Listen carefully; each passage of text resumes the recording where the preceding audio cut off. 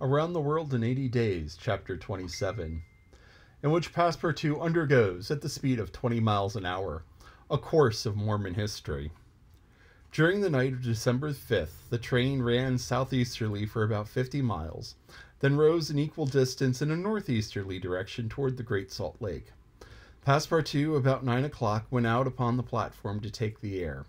The weather was cold, the heavens gray, but it was not snowing. The sun's disk, enlarged by the mist, seemed an enormous ring of gold, and Passepartout was amusing himself by calculating its value in pounds sterling, when he was diverted from this interesting study by a strange-looking personage who made his appearance on the platform.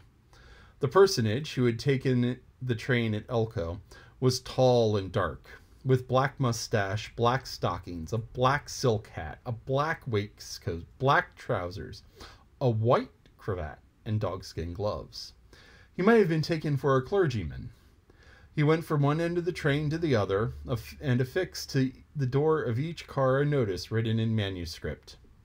Passepartout approached and read one of these notices, which stated that Elder William Hitch, Mormon missionary, was taking advantage of his presence on the train number 48, would deliver a lecture on Mormonism in car number 117 from 11 to 12 o'clock, that he was invited all who were desirous of being instructed concerning the mysteries of the religion of the Latter-day Saints to attend. "I'll go," said Passepartout to himself. He knew nothing of Mormonism except for the custom of polygamy, which is its foundation. The news quickly spread throughout the train, which contained about 100 passengers, 30 of whom at most, attracted by the notice, ensconced themselves in car number 117. Passepartout took one of the front seats. Neither Mr. Fogg nor Fix cared to attend. At the appointed hour, Elder William Hitch rose, and in an irritated voice, as if he had already been contradicted, said, "I tell you that Joe Smith is a martyr, that his brother Hiram is a martyr, and that the persecutions of the United States government against the prophets will also make a martyr of Brigham Young. Who dares say to the contrary?" No one ventured to gainsay the missionary, whose excited tone contrasted curiously with his naturally calm visage. No doubt his anger arose from the hardships to which the Mormons were actually subjected. The government had just succeeded with some difficulty in reducing these independent fanatics to its rule. It had made itself master of Utah and subjected that territory to the laws of the Union, after imprisoning Brigham Young on a charge of rebellion and polygamy. The disciples of the prophet had since redoubled their efforts, and resisted, by words at least, the authority of Congress. Elder Hitch, as it is seen, was trying to make proselytes on their very railway trains. Then, emphasizing his words with his loud voice and frequent gestures, he related the history of the Mormons from biblical times, how that in Israel a Mormon prophet of the tribe of Joseph published the annals of the new religion, and bequeathed them to his son Mormon, how, many centuries later, a translation of this precious book, which was written in Egyptian, was made by Joseph Smith, Jr., a Vermont farmer, who revealed himself as a mystical prophet in 1825, and how, in short, the celestial messenger appeared to him in an illuminated forest, and gave him the annals of the Lord. Several of the audience, not being much interested in the missionary's narrative, had here left the car. But Elder Hitch, continuing his lecture, related how Smith, Jr., with his father, 2 brothers, a few disciples, founded the Church of the Latter-day Saints, which, adopted not only in America, but in England, Norway, and Sweden, and Germany, counts many artisans as well as men engaged in the liberal professions among its members. How a colony was established in Ohio, a temple erected there at a cost of $200,000, and a town built in Kirkland. How Smith became an enterprising banker, and received from a simple mummy showman a papyrus scroll written by Abraham and several famous Egyptians. The elder's story became somewhat wearisome, and his audience grew gradually less, until it was reduced to 20 passengers. But this did not disconcert the enthusiast, who proceeded with the story of Joseph Smith's bankruptcy in 1837, and how his ruined creditors gave him a coat of tar and feathers. His reappearance some years afterwards, and more honorable and honored than ever, at Independence, Missouri, the chief of a flourishing colony of 3,000 disciples, and his pursuit thence by outraged Gentiles in retirement into the far west. 10 hearers only were now left, among them the honest Passepartout, who was listening with all his ears. Thus he learned that, after long persecutions, Smith reappeared in Illinois, and in 1839 founded a community on Nauvoo, on the Mississippi, numbering 25,000 souls, of which he became mayor, chief justice, and general-in-chief. That he announced himself in 1843 as a candidate for the presidency of the United States, and that finally, being drawn into ambuscade at Carthage, he was thrown into prison and assassinated by a band of men disguised in masks. Passepartout was now the only person left in the car, and the elder, looking him full in the face, reminded him that 2 years after the assassination of Joseph Smith, the inspired prophet Brigham Young, his successor, left Nauvoo for the banks of the Great Salt Lake, where, in the midst of that fertile region, directly on the route of emigrants who crossed Utah on their way to California, the new colony, thanks to the polygamy practiced by the Mormons, had flourished beyond expectation. And this, added the elder William Hitch, this is why the jealousy of Congress has been aroused against us. Why have the soldiers of the Union invaded the soil of Utah? Why has Brigham Young, our chief, been imprisoned in contempt of all justice? Shall we yield to force? Never. Driven from Vermont, driven from Illinois, driven from Ohio, driven from Missouri, driven from Utah, we shall yet find some independent territory on which to plant our tents. And you, my brother, continued the elder, fixing his angry eyes upon his single auditor, will you not plant yours there, too, under the shadow of our flag? No, replied Passepartout courageously, in his turn retiring from the car and leaving the elder to preach to vacancy. During the lecture, the train had been making good progress, and toward 12:30 it reached the northwest border of the Great Salt Lake. Thence the passengers could observe the vast extent of this interior sea, which is also called the Dead Sea, and into which flows the American Jordan.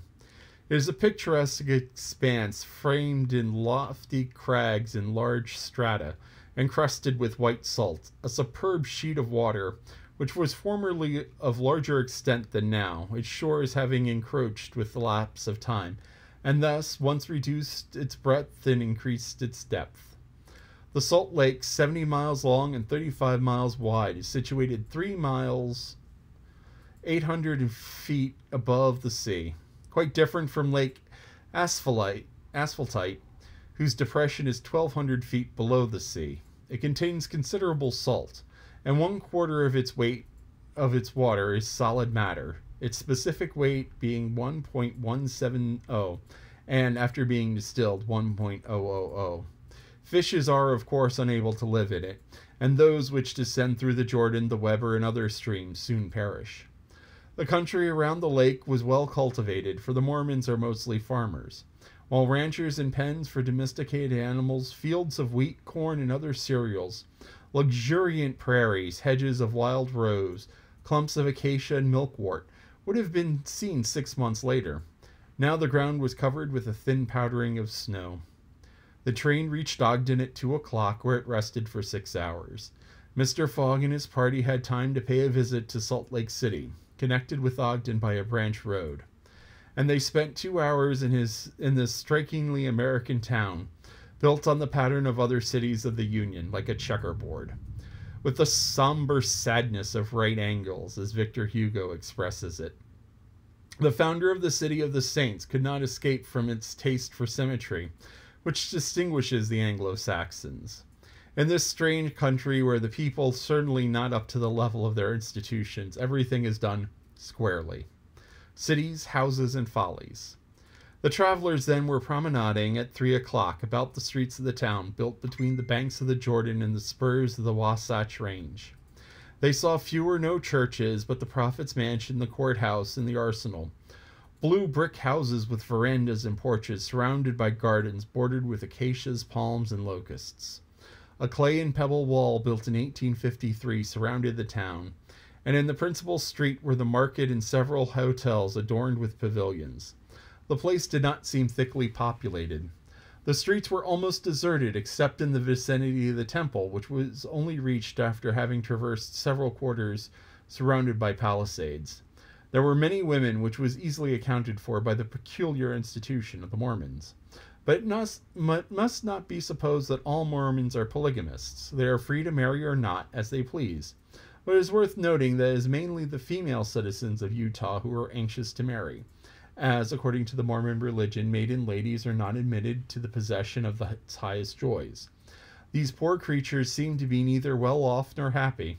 Some, the more well-to-do, no doubt, wore short, open black silk dresses under a hood or modest shawl. Others were habited in Indian fashion. Passepartout could not behold without a certain fright these women, charged in groups with conferring happiness on a single Mormon. His common sense pitied above all the husband. It seemed to him a terrible thing to have a guide so many wives at once across the vicissitudes of life, and to conduct them, as it were, in a body of Mormon paradise, with the prospect of seeing them in the company of the glorious Smith, who, doubtless, was the chief ornament of that delightful place to all eternity. He felt decidedly repelled from such a vocation, and he imagined, perhaps he was mistaken, that the fair ones of Salt Lake City cast rather alarming glances on his person. Happily he stayed there, but his stay there was but brief.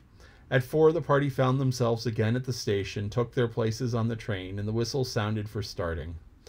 Just at the moment, however, that the locomotive wheels began to move, cries of "Stop! Stop!" were heard. Trains, like time and tide, stopped for no one. The gentleman who uttered the cries was evidently a belated Mormon. He was breathless with running. Happily for him, the station had neither gates nor barriers.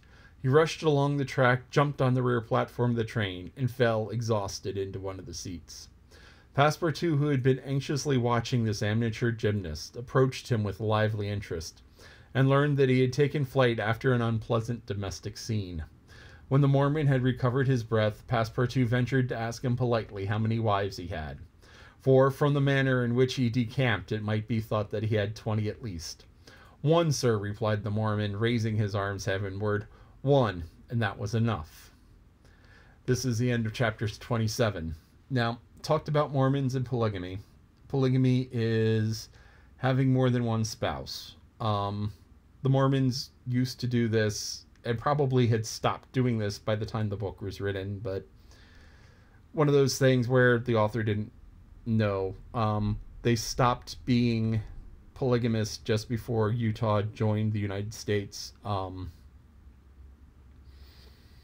There's all sorts of different stories about the actual reason for that. Just know that it happened. Also, that they're very touchy about polygamy, so just this entire chapter can probably be forgotten. But I was going to tell you a train story I thought of the last time.